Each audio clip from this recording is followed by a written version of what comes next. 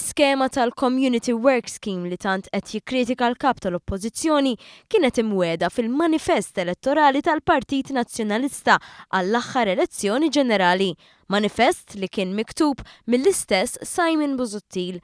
Kif jikkonferma il-lingwaġġ fil-manifest elettorali, l-iskema fejn persuni li jkunu ilhom jirreġistraw jintbagħtu jaħdmu fil-komunità inbdiet fi żmien Gvern Nazzjonalista.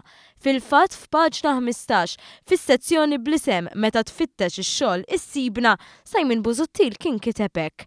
Il-Community Work Scheme fejn il-persuna li tkun ilha tirreġistra l-aktar minn 6 xhur u qed tieħu l-benefiċċju tal-qatt taħdem 30 siegħa fil-komunità ma' kunsill lokali jew ma' xi NGO.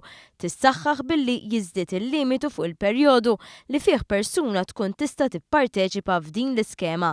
Il-Community Work Scheme hija sistema li ilha titħaddem mal-2009 u toffri impjieg lil madwar 600 persuna.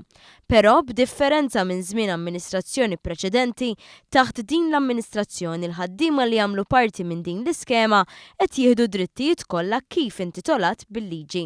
Jiġifieri llum il-ħaddiema kollha parti mill-iskema jieħdu l-paga minima kollha u jieħdu wkoll id-drittijiet sħaħ tax-xogħol bħal lif imħallas u lif tal-mard. Ħaġa li taħt amministrazzjoni nazzjonalista ma kienitx issir.